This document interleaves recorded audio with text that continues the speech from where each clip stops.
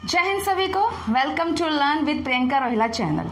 तो बेटा, जैसा कि हमारे सीटेट के सिलेबस के अकॉर्डिंग भाषा कौशल का एग्जाम में क्वेश्चन पक्का आता है, तो मैंने टॉपिक उठाया है भाषा कौशल। भाषा कौशल 4 प्रकार का होता है। आप सभी ने सुना भी होगा, पढ़ा भी होगा। उसी के बारे में हम डीप में डिस्कस करेंगे विद प्रीवियस क्वेश्चन। जो पहले क्वेश्चन आ चुके हैं अकॉर्डिंग टू दिस टॉपिक, उससे रिलेटेड हम क्वेश्चंस करेंगे। तो भाई, भाषा कौशल कितने प्रकार का होता है? जैसे कि आप सभी को पता है, भाषा कौशल 4 प्रकार का होता है: सुनना, बोलना, पढ़ना और लिखना। ठीक है। अब मैं आपको बताऊं, सबसे ज्यादा क्वेश्चन ये आता है कि ये किस प्रकार के कौशल होते हैं। हमने 2 भागों में बांटा है, अ और ब में। भाई, कुछ होते हैं हमें ग्रहणात्मक या ग्राह्यात्मक कौशल। ग्रहणात्मक मतलब ग्रहण करना, ग्राह्य का मतलब भी ग्रहण करना। ठीक है। यानी कि कुछ हमारे कौशल जो ग्रहणात्मक में आते हैं और कुछ हमारे कौशल किस में आते हैं? अभिव्यंजनात्मक में आते हैं, जिसमें हमें अभिव्यक्त करना होता है। तो सुनो बेटा, जब हम कोई बात सुनते हैं, सुनना कौशल किस में आएगा? ग्रहण करने में। जब हम कोई बात पढ़ते हैं, कोई भी समाचार पत्र वगैरह, या हम कोई भी खबर वगैरह या कोई भी किताब, कहानी, नाटक पढ़ते हैं, तो हम ग्रहण करते हैं। तो सुनना और पढ़ना जो हमारे 2 कौशल हैं, वो किसके अंदर आते हैं भाई? ग्रहणात्मक या ग्राह्यात्मक कौशल के अंतर्गत आते हैं। अब नेक्स्ट आता है अभिव्यंजनात्मक या अभिव्यक्तात्मक। अब हम अभिव्यक्त कैसे करते हैं? तो हम बोलकर अपने विचारों को अभिव्यक्त कर रहे हैं। यानी कि मैं लिख सकती हूं बोलना। ठीक है, बोलकर अभिव्यक्त कर रहे हैं, तो मैं लिख सकती हूं बोलना। बोलना जो हमारा कौशल, वो अभिव्यक्त कर रहा है। साथ ही अगर मुझे बोलना नहीं आता, तो मैं कैसे व्यक्त करूंगी अपने को, जो भी बात कहनी होगी वो लिखना। फॉर एग्जाम्पल, अभी आप वीडियो देख रहे हैं, तो आप क्या कर रहे हैं? सुन रहे हैं, और जो इस बोर्ड पे लिखा हुआ है उसे आप पढ़ रहे हैं। तो आप इस समय ग्राह्यात्मक कौशल कर रहे हैं, जिसमें क्या आता है? सुनना और पढ़ना। जब मैं यहाँ खड़ी हूँ और मैं आपको अपने विचार रख रही हूँ, या कोई टॉपिक या कोई बात समझा रही हूँ, तो मैं क्या कर रही हूँ? अपने विचार अभिव्यक्त कर रही हूँ। कैसे कर रही हूँ? बोलकर, या मैं कर रही हूँ इस समय लिखकर। तो यानी कि जो हमारे 2 कौशल इधर और 2, यानी कि कुल ये जो हमारे 4 कौशल हैं, वो किस में बटे हुए हैं? 2 पार्ट्स में बटे हुए हैं: ग्राह्यात्मक कौशल और अभिव्यंजनात्मक कौशल। It's very very important topic, question paper में पक्का आता है। 4 ऑप्शन दे देंगे, पूछेंगे बताइए ग्राह्यात्मक कौशल कौन सा है, या आपसे पूछ सकते हैं अभिव्यंजनात्मक या अभिव्यक्तात्मक कौशल कौन सा है। आई होप आपको बात समझ में आ गई होगी। क्या ग्रहण करना, सुनकर पढ़कर हम ग्रहण करते हैं, और अपनी बात को हम कैसे रखते हैं किसी के सामने? या तो बोलकर रखेंगे, बोलकर कहेंगे, या हम उसको लिखकर कहेंगे। ठीक है भाई। तो आज हम सिर्फ और सिर्फ सुनना कौशल के बारे में पढ़ेंगे। मैं चाह रही हूँ बिल्कुल डीप में मैं आपको नॉलेज दूं, ताकि आपका क्वेश्चन बिल्कुल भी गलत ना हो। हम एक एक करके इन सभी को पढ़ेंगे। आज हम सुनना कौशल के बारे में पढ़ेंगे, क्योंकि मैंने इसको रखा है भाषा कौशल का पार्ट 1, और सुनना कौशल से ही संबंधित हम प्रीवियस क्वेश्चन करेंगे कि अकॉर्डिंग टू दिस स्किल कौन कौन से एग्जाम में क्वेश्चन आए हैं। अब मेरी बात सुनो भाई, जो सुनना कौशल है, या इन 4 कौशलों की एक बात ध्यान रख लेना, नोट करके सबसे पहले बता रही हूं मैं। पहली बात, ये 4 कौशल एक साथ सीखे जाते हैं। एक साथ सीखे जाते हैं। ये 4 कौशल कैसे सीखे जाएंगे भाई? एक साथ। ऐसा नहीं होता कि भाई स्कूलों में पहले सुनना सिखा रहे हैं, फिर उसको बोलना सिखा रहे हैं, फिर पढ़ना लिखना। बच्चे को कई बार ये गलतफहमी रहती है कि भाई ये सब है ना क्रम में चलता है, यानी कि एक क्रम के अकॉर्डिंग पहले सुनेंगे ही, फिर बोलेंगे ही, फिर पढ़ेंगे ही, फिर लिखेंगे ही। ऐसा कुछ नहीं है भाई कि ये क्रम के अकॉर्डिंग चलता है। ये एक साथ सीखे जाते हैं, और दूसरी बात, एक दूसरे के पूरक होते हैं। एक दूसरे के ये क्या होते हैं? पूरक होते हैं। साथ ही तीसरी वेरी वेरी इंपॉर्टेंट बात, ये एक दूसरे से अंतः संबंधित होते हैं। अंतः संबंधित होते हैं ये एक दूसरे से। ये नहीं है कि इसका इसमें रोल नहीं है, इसका इसमें। इन 4 का एक दूसरे के काम में रोल होता है। तो ये एक दूसरे से क्या होते हैं? अंतः संबंधित होते हैं, एक दूसरे से। एक दूसरे से यहाँ आ जाएगा अंतः संबंधित होते। तो ये बात कभी ना याद रखें कि ये क्रम में चलते हैं, ऐसा बिल्कुल भी नहीं है क्रम में चलते हैं। ये हमेशा एक साथ सीखे जाते हैं, एक दूसरे के पूरक होते हैं और एक दूसरे से अंतः संबंधित होते हैं। ये तीनों क्वेश्चन एग्जाम में आ चुके हैं भाई, और ये ग्रहयात्मक ग्रहणात्मक वाला, यानी कि 4 क्वेश्चन तो आपके जो मैंने अभी तक 5-7 मिनट में बात बताई है उसी में क्वेश्चन कवर हो जाएंगे भाई। अब हम बात करते हैं अकेले सुनना की। सुनने कौशल के बारे में पूरी बात करेंगे, ठीक है भाई। धीरे धीरे करके हम सुनना, फिर बोलना, फिर पढ़ना और लिखना, इन 4 कौशलों के बारे में सीखेंगे। आज हम पढ़ेंगे सुनना कौशल। कितना महत्व रखता है ये देखो भाई। सुनना कौशल को हम क्या कहते हैं? श्रवण कौशल। अब एक छोटी सी बात और बताऊं मैं, व्याकरण की अशुद्धि बच्चे क्या करते हैं, ये श्र ना इस तरह से बनाया जाता है, यू करा और यहां से र निकाल दिया, भाई गलत है ये। मैंने फर्स्ट वीडियो में समझाया था कि किस तरह श्र बनता है, किस तरह इसकी रचना होती है। देखो भाई, ये बनाया मैंने शलगम वाला श आधा, ये कर दिया मैंने शलगम वाला श आधा और यहां से लगाया र, क्या बना? शलगम वाला श आधा और र, श्र, श र, श्र, श्रवण कौशल। याद रखें, इसको लिखने का शुद्ध तरीका यही है। बच्चे ऐसे करके गड़बड़ करते हैं जो कि गलत है, ये गलत है भाई, ऐसे नहीं करना। तो श्रवण कौशल या सुनना क्या होता है? सुनना भाई, सुनना मतलब केवल सुनना नहीं होता। सुनना का मतलब या श्रवण कौशल का मतलब केवल सुनना नहीं होता, बल्कि सुनकर समझना, सुनकर समझना ये होता है श्रवण कौशल का अर्थ। केवल सुनना नहीं होता कि आप सुन लिए। फॉर एग्जाम्पल कि आप एक चैनल देख रहे हैं न्यूज़ का, और वो न्यूज़ चैनल आ रहा है स्पेनिश लैंग्वेज में, और आपने कभी भी स्पेनिश नहीं पढ़ी या नहीं सीखी। अब स्पेनिश लैंग्वेज में चल रहा है तो आप सुन तो रहे हैं, लेकिन जब आपको वो समझ में नहीं आ रहा तो उस सुनने का फायदा कुछ भी नहीं होगा।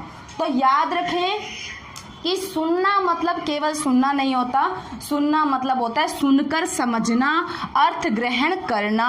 कितना आपने ज्ञान सीखा वो उस व्यक्ति पर डिपेंड करता है कि किसी ने किसी को बात समझाई, उसने उसको कितना समझा, जिस अर्थ में उस व्यक्ति ने समझाई क्या उसी अर्थ में समझा। क्योंकि कई बार हम बोलते कुछ है और अगला व्यक्ति समझता कुछ है। तो मान लो कोई भी कक्षा में जब अध्यापक पढ़ा रहा होता है और बच्चे से हमें ये पता लगाना होता है कि उसने सुना तो नहीं सुना, तो अध्यापक क्या करता है? सुनने कौशल में कौन सी विधि को अपनाता है? प्रश्नोत्तर विधि को वो अपनाता है कि भाई मैं प्रश्न करके देखूंगा क्या बच्चे ने मेरी कहानी या नाटक या गीत सुना कि नहीं सुना। ठीक है, तो वो जब बच्चा उसका प्रतिपुष्टि देगा, उत्तर देगा, तो वहां से हमें पता चलेगा कि बच्चे ने सुना है और इसको समझा है। सुनना मतलब केवल सुनना नहीं होता, सुनना मतलब क्या होता है? समझना। मेरे हिसाब से यहाँ बात समझ में आ गई होगी। अब ये तो होगी डेफिनेशन, यानी कि जो भी हम अपने कानों से सुनते हैं ये श्रवण इंद्रियां कहलाएंगी। तो जो हम इनसे सुनते हैं उसके बाद हम उसका अर्थ ग्रहण करते हैं, जो भी हम उसको समझते हैं, जो भी बात कही गई है उसी को श्रवण कौशल कहते हैं। अब इसमें आवश्यक तत्व क्या क्या हैं? क्या क्या आवश्यक तत्व हैं श्रवण कौशल के विकास में? ठीक है, श्रवण कौशल का विकास करना हमें इस कौशल का, तो आवश्यक तत्व क्या क्या है, क्या क्या सावधानियां, ये टीचर को क्या काम करना होगा? फर्स्ट क्या होगा कि जो भी श्रवण इंद्रियां हैं वो उसकी ठीक है कि नहीं है, इसकी जांच ठीक है या नहीं, इसकी जांच तो होनी चाहिए कि नहीं होनी चाहिए। बच्चा स्कूल में एडमिशन ले रखा है और उसको सुनाई कम देता है और आपको यही नहीं पता क्या इस बच्चे को सुनाई दे रहा है या नहीं दे रहा है, तो फिर हम कैसे पता लगाएंगे कि उसने मेरी कहानी या कविता को समझा है? तो सबसे पहली बात कि हर बच्चे के बारे में टीचर को इतना ज्ञान तो होना चाहिए कि भाई इसकी श्रवण इंद्रियां सही है कि नहीं है। कुछ बच्चे ऐसे होते जिनकी थोड़ी कम होती है, सुनना मतलब कि थोड़ा कम सुनाई देता है, उस बच्चे के साथ हम क्या कर सकते हैं? उसे आगे बैठाकर रख सकते हैं ताकि उसको सुनाई दे जाए। तो सबसे पहले आवश्यक तत्व क्या होगा श्रवण कौशल में कि भाई बच्चे का कान ठीक है कि नहीं है। दूसरी बात श्रवण कौशल में कि भाई जो भी कहानी या कविता या पाठ बच्चे को पढ़ाया जाए वो उसके स्तर के अकॉर्डिंग हो। स्तर के अनुसार हो, यानी कि जो बात भी मैं बच्चे को कह रही हूँ, बोल रही हूँ, वो उसके स्तर के अकॉर्डिंग तो हो ना। मान लो एक बच्चा है दूसरी तीसरी क्लास का, वो किस लेवल तक समझ सकता है, और मैं उसको पढ़ा रही हूँ दूसरी कोई कहानी जो काफ़ी ऊंचे लेवल की, काफ़ी कठिन उसके अंदर शब्दावली है, तो वो बच्चे को समझ में नहीं आएंगे। इसलिए खास ध्यान रखें, अगर मुझे बच्चे का श्रवण कौशल में विकास करना है कि सुनने की क्षमता इसकी बढ़े, सुनने की योग्यता इसकी बढ़े, तो मैं चाहूँगी या मुझे करना पड़ेगा कि कविता, कहानी, पाठ जो भी हो उस बच्चे के स्तर के अकॉर्डिंग हो, जो उसकी एज हो उसके अकॉर्डिंग ही हो। ठीक है, ये बहुत इंपॉर्टेंट रखता है। तीसरी बात क्या आती है भाई, जब भी बच्चे से हम कभी भी कविता, कहानी, हमें ये समझना पड़ेगा ना कि इसने कविता, कहानी कितनी सीखी। इसके अंदर क्या करना पड़ेगा टीचर को, इसके अंदर प्रश्नोत्तर जो विधि है उसको लागू करना पड़ेगा। यानी कि प्रश्नोत्तर विधि क्या हो गई भाई, जो भी मैंने कविता, कहानी सुनाई है, बच्चे को पहले कहा जाए कि देखो मैं आपको आज कहानी सुनाऊंगी, और देखते कौन कौन बच्चा इसको ध्यान से सुनता है, क्योंकि मैं इससे प्रश्न पूछूंगी। अब जब बच्चा, हम किसी को कहते हैं ये प्रश्न पूछे जाएंगे, या फिर किसी भाई बच्चा अगर अच्छा करता तो उसको इनाम मिलेगा, किसी भी तरह का प्रोत्साहन जो हो गया वो मिलेगा, भैया शाबाशी मिलेगी या उसको ग्रेड मिलेगी, तो उससे बच्चा थोड़ा सा सुनने में रुचि हो जाती है ना। तो वो क्या करेगा, वो ध्यान से सुनेगा, सुनने में तत्पर हो जाएगा, रुचि उसकी बढ़ जाएगी। तो कविता, कहानी जब भी हम बच्चों का है तो उसको हमें कहना होगा प्रश्नोत्तर विधि का प्रयोग करेंगे, जिससे उसके कौशल विकास में क्या होगी, वृद्धि होगी, उसका क्या कहते हैं भाई, ध्यान उस तरफ रहेगा। फिर इसी प्रकार से भाई, ये तो हमारा भाई कान ठीक है कि नहीं है, उसके स्तर के अकॉर्डिंग है कि नहीं है, और कविता, कहानी जब भी हम उससे पूछे प्रश्नोत्तर विधि का प्रयोग करते हुए पूछे, ताकि वो अवेयर रहे। साथ ही जब भी किसी बच्चे को अच्छा वो करता है तो हमें एक ध्यान रखना चाहिए, सीमित प्रशंसा करनी चाहिए उसकी। ठीक है ना, सीमित प्रशंसा, क्योंकि ऐसी प्रशंसा भी ना हो कि भाई वो तो सोचे मुझे सब कुछ ही आता है, ना ऐसा हो, और ना ऐसा समझे कि भाई मुझे तो कुछ आता ही नहीं है। ठीक है ना, तो एक सीमित प्रशंसा होनी चाहिए। साथ ही जो बच्चे उत्तर नहीं दे पाए उनको हमें प्रोत्साहित करना पड़ेगा कि भाई तुम इसका उत्तर दो। और कुछ बच्चे ऐसे होते हैं ना जो संकोची स्वभाव के होते हैं, जो उत्तर नहीं देते, तो उनके लिए शुरुआत में कुछ ऐसे प्रश्न पूछे जा सकते हैं जो कि उनके हाँ करने से, ना करने से भी करेक्ट हो सकते हैं। तो उन बच्चों से उस तरह के क्वेश्चन पूछे जाएं। तो इन विधियों यानी कि श्रवण कौशल के लिए आवश्यक तत्व ये हैं, जो भी आप उनको पाठ पढ़ाए, कहानी पढ़ाए, वो कैसी होनी चाहिए, वो रुचिकर होनी चाहिए, ताकि बच्चा उसको ध्यान से सुन सके। ये हो गए भाई श्रवण कौशल के आवश्यक तत्व। सबसे ज्यादा इंपॉर्टेंट ये होता है कि भाई उसके स्तर का होना चाहिए, जो भी पाठ हम उसे समझा रहे हैं वो उसके स्तर का होना चाहिए। अब दूसरा पॉइंट आता है आवश्यक तत्व के बाद, सेकंड पॉइंट, कि भाई श्रवण कौशल के विकास के लिए कौन कौन सी विधि का प्रयोग एक शिक्षक कर सकता है। विधि कौन कौन सी चाहिए, विधियां कौन कौन सी चाहिए। तो भाई पहली मैं विधि बताऊं तो हो जाएगा सस्वर वाचन विधि। अब आप कहोगे वाचन कैसे आ गया भाई सुनने में, तो मैंने आपको पहले ही बताया कि ये चारों कौशल एक दूसरे से क्या है, संबंधित है, और श्रवण कौशल को प्रारंभिक कौशल कहा गया है। ये बात ध्यान रखें, श्रवण कौशल को क्या कहा गया है, प्रारंभिक, क्योंकि सबसे पहले जो बच्चा जन्म लेता है ना, तो वो कौन सा कौशल सीखता है, सुनने का ही सीखता है। वो पहले सुनता ही है, उसके बाद कुछ बोलना सीखता है। ठीक है ना, तो इसीलिए बच्चा गलती कर देता है कि ये क्रम से सीखे जाते हैं। ऐसा नहीं है कि एक क्रम से, ये स्टार्टिंग है। और श्रवण कौशल जो है एक कह सकती हूँ मैं कि बोलने का, वाचन का और लेखन का एक आधार है। श्रवण कौशल जैसा सुनेगा वैसा बोलेगा, गलत सुनेगा तो गलत बोलेगा। ठीक है ना भाई। तो सस्वर वाचन का मतलब है कि भाई यहाँ चाहिए कि टीचर जो है ना एक आदर्श पठन करे, यानी कि टीचर एक कहे कि भाई सुनो मैं तुम्हें पाठ या कविता पढ़ा रहा हूँ, तो टीचर का कर्तव्य बनता है कि वो बिल्कुल शुद्ध उच्चारण करते हुए पढ़ें, जिससे बच्चे शुद्ध सुने, और जब शुद्ध सुनेगा तो उसका श्रवण कौशल कैसा होगा, बढ़िया होगा। यानी कि हम किस विधि का प्रयोग करें, सस्वर वाचन। सस्वर वाचन का मतलब होता है बोल बोल कर पढ़ना। ठीक है। दूसरा पॉइंट क्या आता है भाई, दूसरा पॉइंट ये आता है कविता या कहानी के साथ साथ, कविता या कहानी के साथ साथ प्रश्नोत्तर विधि, जो मैंने आपको अभी थोड़ी देर पहले बताई कि बच्चे को क्या करना चाहिए भाई, पहले ही इन्फॉर्म कर देना चाहिए हमें कि भाई हम कहानी सुना रहे हैं या कविता सुना रहे हैं, इससे हम क्या पूछेंगे, प्रश्न पूछेंगे। तो ये कौन सी होगी भाई, एक प्रश्नोत्तर विधि। तीसरी आती है, जो मैंने आपको पहले बता चुकी भाई, ये प्रश्नोत्तर विधि। तीसरी आती है श्रुतलेख विधि। अब आप ये कहोगे जी श्रुतलेख विधि तो लिखने में काम आएगी भाई, अब मैं श्रुतलेख बोल रही हूँ।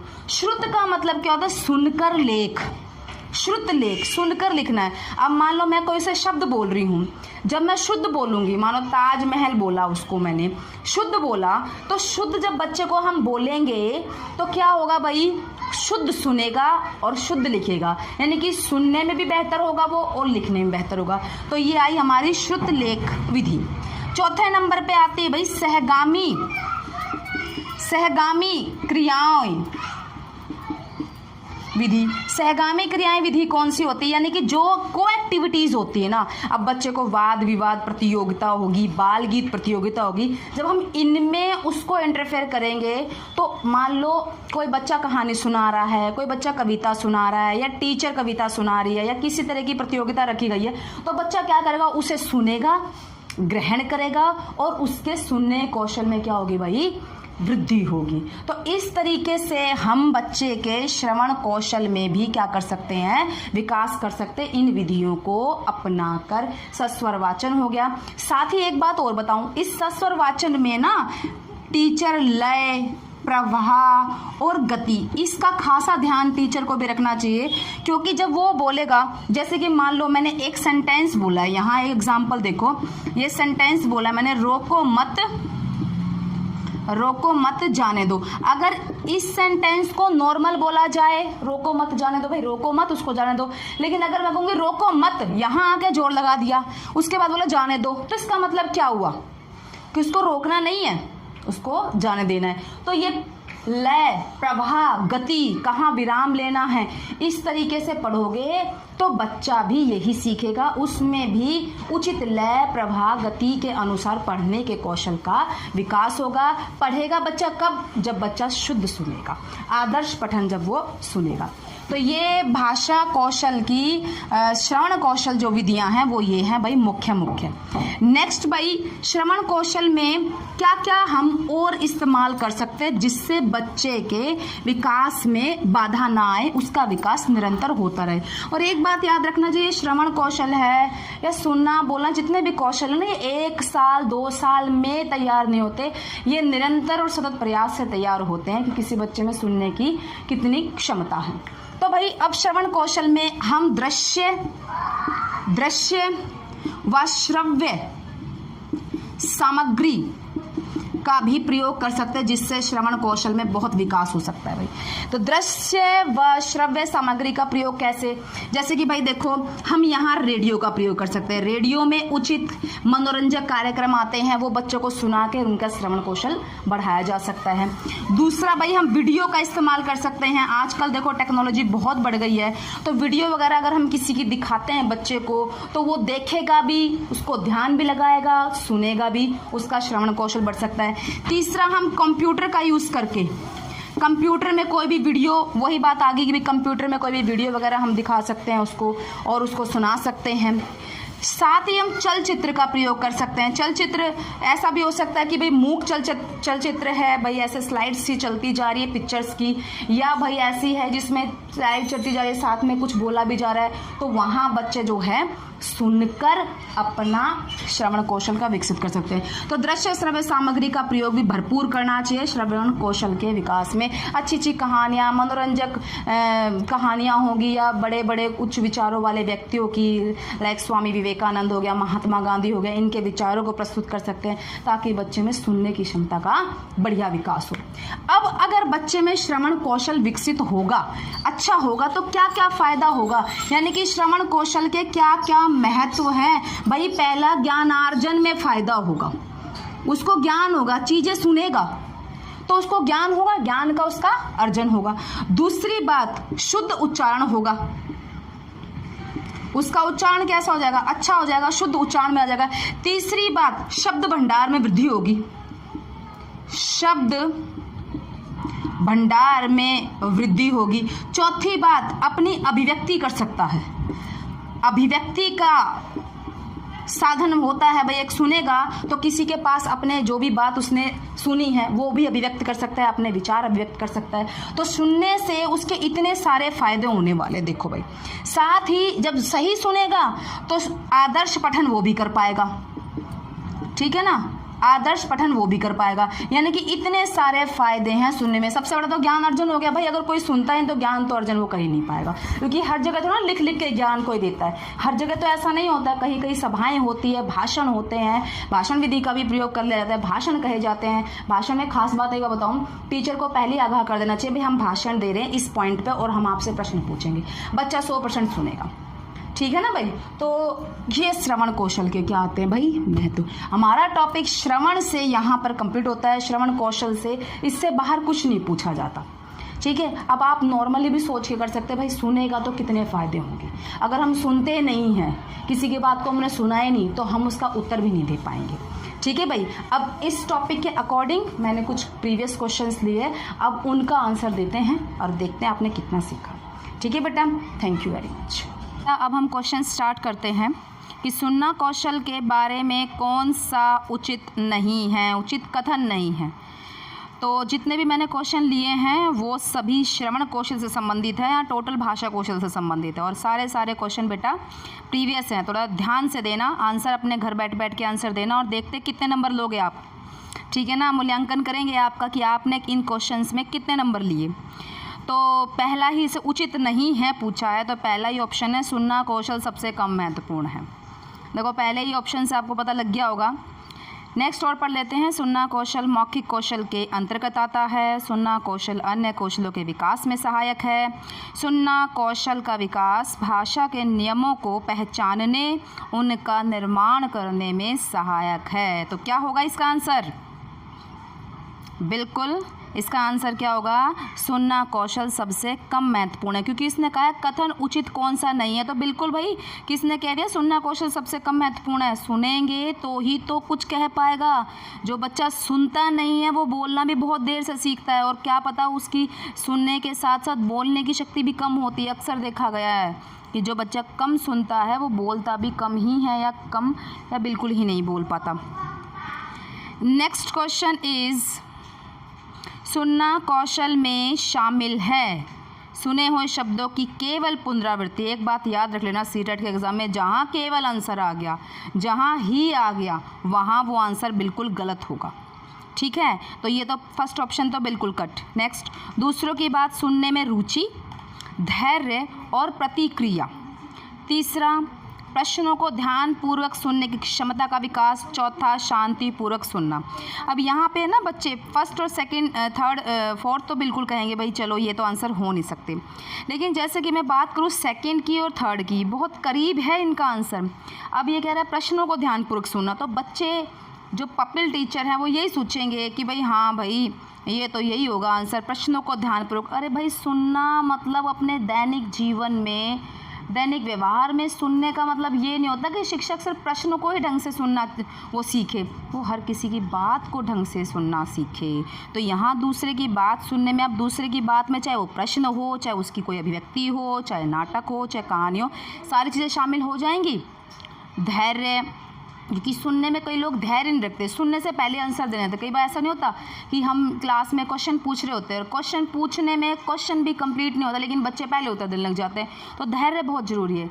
अब आती है बाद में प्रतिक्रिया। प्रतिक्रिया का मतलब क्या होता है? जो आपने उसको बोला है उसके प्रति उसने जो उत्तर दिया है वो होता है प्रतिक्रिया। तो इस सेकंड वाले ऑप्शन में सारी बातें कंप्लीट होती है सुनने कौशल की। तो आंसर क्या रहेगा बेटा? सेकंड, बिल्कुल ठीक। नेक्स्ट क्वेश्चन चलते हैं अब हम। भाषा के आधारभूत कौशल कौन से होंगे? क्या क्वालिटी है इन कौशल की, चारों कौशल की? पहला, क्रमबद्ध रूप से चलते हैं, यानी एक सीक्वेंस होता है इनका, हमेशा अर्जित किए जाते हैं, ये अपने आप ही आ जाते हैं भाई। सर्वथा पृथक हैं, ये बिल्कुल अलग अलग होते हैं चारों। या अंतः संबंधित होते हैं, एक दूसरे से संबंधित होते हैं। कौन सा आंसर होगा? वीडियो अगर आपने ध्यान से देखी हो तो आंसर बिल्कुल करेक्ट दे सकते हैं जी। बिल्कुल, क्वेश्चन का आंसर रहेगा 4, अंतः संबंधित होते हैं। अब ये क्रमबद्ध वाला ऑप्शन में पक्का दिया जाता है। अब आप बताओ अर्जित कैसे होगा? क्या पढ़ना और लिखना ये दोनों अर्जित होते तो स्कूल कोई जाता ही नहीं, ये तो अर्जित ही कर लेंगे फिर, तो ये अर्जित में नहीं आते भाई। ठीक है, नेक्स्ट क्वेश्चन इज भाषा कौशल के बारे में कौन सा कथन सही है? पहला, भाषा के कौशलों में से केवल पढ़ना लिखना महत्वपूर्ण है। भाषा के मूल रूप से कौशलों में से केवल सुनना बोलना ही महत्वपूर्ण है। भाषा के कौशल केवल क्रमबद्ध रूप से सीखे जाते हैं। भाषा के कौशल परस्पर अंतर संबंध। देख लो, यही क्वेश्चन फिर से रिपीट है, नेक्स्ट टाइम ये फिर से क्वेश्चन आ रखा है, तो इसका आंसर क्या होगा? बिल्कुल, इसका आंसर होगा 4। वही बात कि भाषा के कौशल परस्पर अंतर संबंधित होते हैं।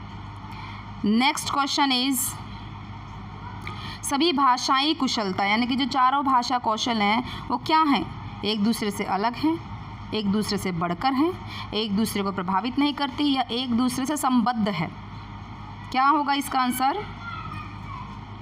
बिल्कुल, एक दूसरे से संबद्ध है ना? कितने आसान क्वेश्चंस। नेक्स्ट क्वेश्चन इज भाषाई कौशलों के संबंध में कौन सा कथन सही है? फिर से क्वेश्चन देखो भाई, सभी भाषाई कौशल स्वयं में विकसित होते हैं, सभी भाषाई कौशल पाठ्य पुस्तक से विकसित होते हैं, कोई भाषाई कौशल अंतर संबंधित नहीं है, सभी भाषाई कौशल अंतर संबंधित है। फिर से वही क्वेश्चन, यही क्वेश्चन आता है जी भाषाई कौशलों पर, बार बार रिपीट है इसी क्वेश्चन की होती है। तो फिर से क्या इसका आंसर होगा? सभी भाषाई कौशल अंतर संबंधित होते हैं। अब एक ही क्वेश्चन को आपने 3 बार पढ़ लिया और उसके बाद तो मेरे हिसाब से कोई गलती कर ही नहीं सकता, उसके बाद भी कोई गलती करता है तो इसका मतलब बिल्कुल तैयारी नहीं कर रहा है बच्चा। नेक्स्ट भाई, भाषा दक्षता का प्रारंभ कौशल क्या है? यानी कि सबसे स्टार्टिंग में कौन सा कौशल शुरू होता है? बताओ आंसर। बिल्कुल, आंसर इज 1, सुनना। यानी कि जब छोटा बच्चा जन्म लेता है तो सबसे पहले क्या करता है? वो सुनता है। तो हमारा जो ये भाषा कौशल है उसमें भी पहला क्या स्टार्ट होता है? सुनना स्टार्ट होता है। Very good. Next question is ग्राह्यात्मक कौशलों में शामिल है। भाई इसका तो आंसर आप मेरे ख्याल से दे ही सकते हैं, जरा सोच के बताओ कौन सा ऑप्शन होगा। ग्रहण किस किस से करेंगे हम? हाँ जी, ग्रहण। बिल्कुल, ऑप्शन 3, सुनकर और पढ़कर हम क्या करते हैं बेटा?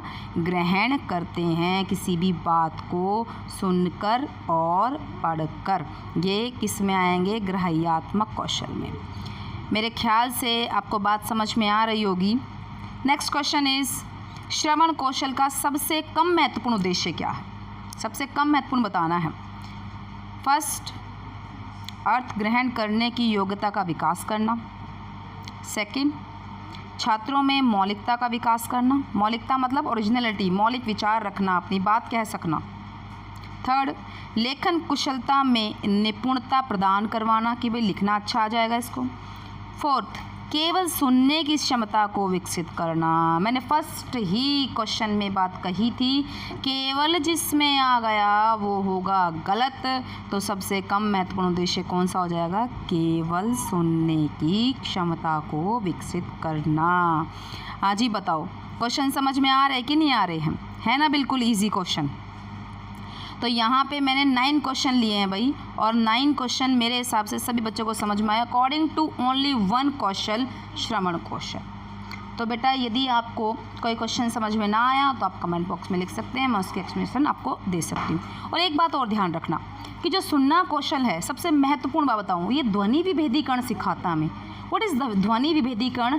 कि सुनने से बच्चों को पता चलता है कि कोई भी स्वर है, कोई भी व्यंजन है, उसका अलग अलग, भाई इसको क बोल रहे हैं तो इसको ख बोल रहे हैं। ध्वनि का विभेदीकरण स्टार्टिंग में बच्चा यहीं से ही सीखता है, सुनने से ही सीखता है। तो फ़ायदा एक और भी है, महत्व एक और भी है कि सुनना कौशल ध्वनि विभेदीकरण सिखाता है।